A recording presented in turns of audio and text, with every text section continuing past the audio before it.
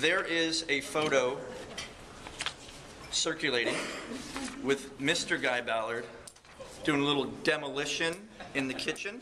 Most of these are before and afters. So if you see this one, Guy's in there busting up the tile in the kitchen the weekend before we actually got in there. He's trying to take credit for this, but That's good. but as part of the main part of the project was a room addition. We added a master bedroom and bath upstairs. They had a one-story house. They now have a two-story house. But they also did a kitchen remodel and some other remodeling as well. So that's a before and after of that. There is one circulating that, again, this is a brief peek into the life of the Ballards. There's one of their sons and their dog, one of their dogs, and the top photo is the before, and that is a photo from their entryway looking back into the kitchen. And then if you turn it, it's basically the same photo where we opened up the wall. So now they have a huge opening between the living room and the kitchen. And on some of these photos you can see what we did to protect the floor. I put indoor-outdoor carpeting in there and then put plywood over the top of that to protect their existing hardwood floors. So those are the types of things that we do. Laying down paper like most of the contractors do doesn't do squat if the guys drop a hammer. And what do you think the chances are that the guys are going to drop a hammer at some point? Yeah, so that's what we do to protect flooring when we need to. And there's another photo circulating of the frame stage, which I think is very, very cool. It shows the skeletal portion of the addition going up. Very, very cool. And finally, there's one with the staircase. This was all their choice of staircase. It's absolutely gorgeous, what they've chosen. But the before is what used to be there, 2 closets. So it's a challenge typically to figure out where to put the stairs in an existing one-story house that wasn't planned to have a set of stairs. And stairs take up a lot of room. So this is where it made the most sense to put the stairs, and you can see this was what was there and then what is there now. So take a look at those. I also have a set of their drawings if you want to kind of compare and contrast what you see on the photos to what was actually on the drawings. So the whole process, the Ballards did what I recommend everybody do. They got some competitive bids. I was not the first person they had in there. They had somebody out there, another contractor who had done multiple projects similar to theirs in the neighborhood. And then they had me come out and bid basically the same thing. And I recall, I think I was somewhere in the neighborhood of $2,000 to $3,000 less than the other gentleman. So I'm very, very competitive in my pricing. I've worked with my subcontractors for decades in a lot of cases, and I get fantastic pricing from them, not to mention the great service and great craftsmanship that I get from them. So why hire a general contractor? Why not just do it yourself? Well, we had over 16 different subcontractors work on his project.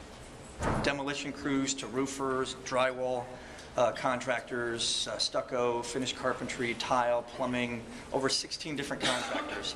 That doesn't happen by itself. It needs to be managed. In addition to that, every one of those subcontractors is licensed, insured, bonded, and carries workers' compensation.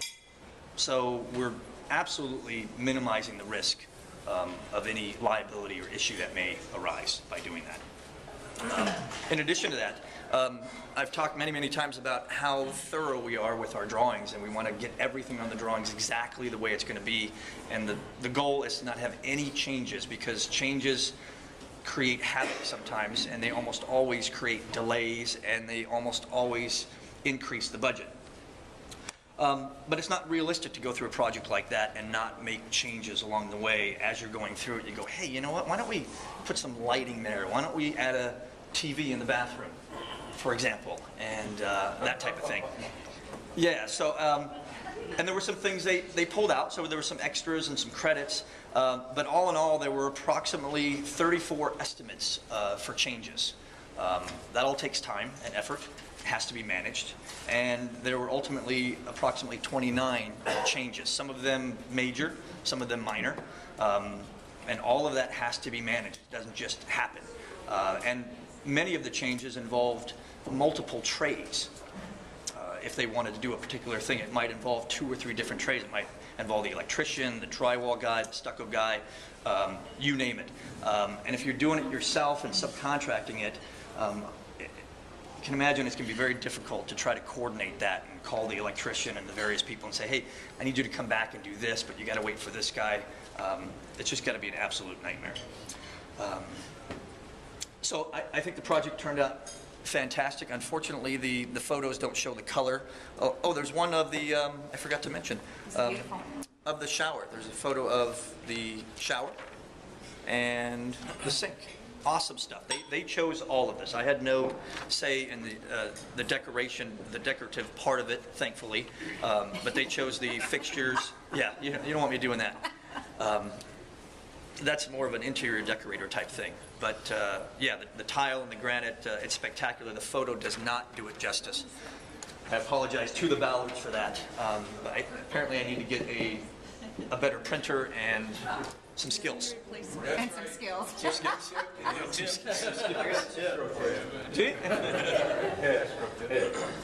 You know, How much time do I have, Mr. Ron Budd? You have 3 minutes. 3 minutes? 3 entire minutes, that's fantastic. So, everybody wants to know what things cost, right? Yeah. Yeah? Hey, what does this cost? What does that cost? Well, I'm not going to divulge what the Ballards project costs, but your typical kitchen remodel, if that's all you're doing, you're not doing something else with it, anywhere from $20,000 to $40,000. Can they be $100,000? Absolutely. I've done $80,000 kitchen remodels. I did an $80,000 kitchen remodel probably 8-9 years ago. That would probably be a $100,000 kitchen remodel today. Just depends upon what you're doing. Bath remodels can be anywhere from $10,000 to $15,000. Can they be $40,000? Absolutely. Just depends upon how big it is and what you want to create in there. Room additions are all over the map. And room additions, his project is absolutely typical of what we specialize in. It's absolutely our niche, a room addition with a remodel going on at the same time. We have the designer in place to handle that extremely well. We have the structural engineer to handle that extremely well. The structural engineering on his project was rather difficult. None of the other, as far as we know, none of the other room additions in that neighborhood were turned the way his was turned. They all went the other direction because they were easier to do structurally. But that didn't work for them. They needed a window upstairs out of the bedroom facing their view. And the other way of doing things would not give them that. So we worked with my engineer closely to figure out a way to make that work, and we were able to do that. So with that, I will open it up to any questions, comments, or complaints. Do you do wood floors alone, not a remodel, but wood floors, stairs, all that stuff, or do you use subcontract? What do you recommend? I can do that, but if it's a single trade, virtually every single time, if it's a single trade, you know, roofing, plumbing, we've got a plumber here who can handle that. We've got a flooring guy who can handle that. Okay, I'm sorry now. Yeah, no, it's not. It's not. You're a newbie. You're a newbie. If you were to ask this, say, 3 days from now, you'd be in big trouble with us. But Could you just give me a little tip form for the flooring guy? I'm really sorry. no, it's not. No, it's a great question because I will do all of those items in conjunction. I don't know if it's the case these days, but at one point, actually, Mark Holmes may know this. What's that? At one point, the law stipulated that as a general contractor, you could not get involved in a single trade. There had to be 3 or more trades involved. If I'm not mistaken, Home Depot challenged that so that they could do individual trades under their umbrella. Is that somewhat correct? That's somewhat correct. Okay. I don't know if it's still that same way. Oh, I went from 3 minutes to now I'm done? Toast, dude. Safe to Well, be. you probably had enough of me anyway. But if you have any questions, comments, the complaints, I refer to my complaint department. But if you have any questions or comments, please see me. Thank you.